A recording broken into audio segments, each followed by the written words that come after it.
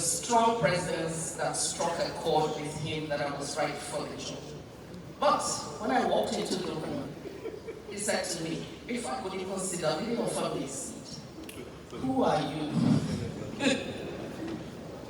Who is your father? That's what I mean.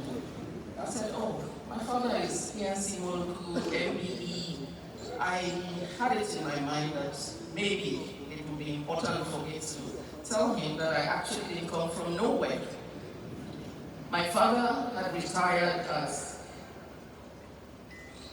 the the permanent secretary of the Federal Scholarship Board, and had been a PAMSEC in the East Central States and a director of UNESCO.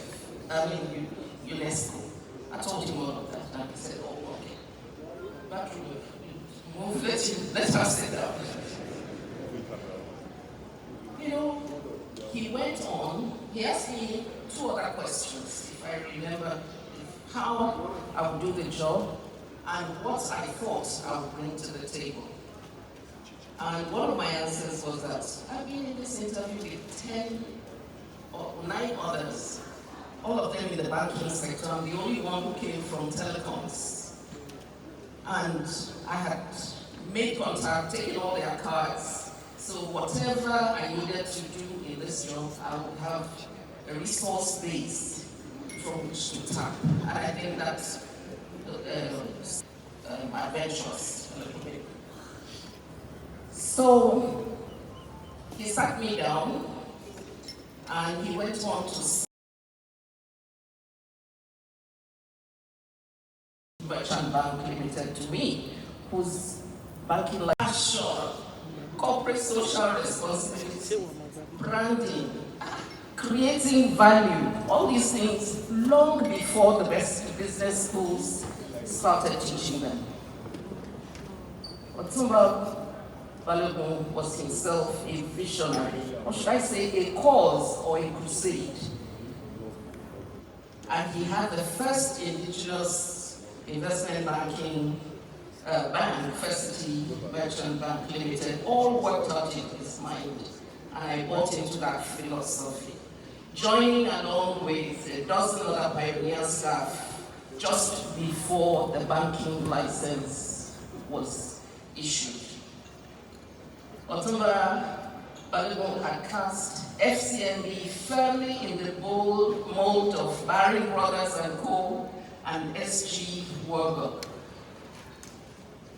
The intensity of his desire to have that record of setting up the biggest investment bank in Nigeria had been fueled by his background in NIDB and the icon Epiphany. He has told the story and how he received the banking license repeatedly in his many books. The central bank, that central bank required foreign partners back in the day, did not deter him. And being a man of great influence and reach, he found foreign friends that invested in FCMB when the pressure intensified. MOB, as he used to say, made several tough calls in his life and fought many battles, not the least of which were with regulators, especially the one he called volcanic eruption in one of those books. But his life teaches one that when the battle is over, you put your sword back in its scabbard, close the armory or arsenal, and work together with even those that fought you to the ground. His passion for the good life left no time to dwell on mistakes or failures. He knew how to cut out the noise. Otunba Balogun was a great human being and a fiercely loyal friend, as gleaned from his legendary relationship with the former Vice President of Nigeria, Chief Alex Ekweme, GCOM. His friendships cut across local and international boundaries, and he was a true nationalist.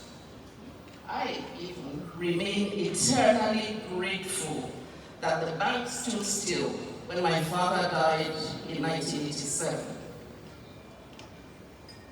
As everyone headed for my hometown Onitsha to his funeral, at which the then Obi of Onitsha delegated his chieftains to ensure that Otunba and the FCMB entourage were treated like royalty.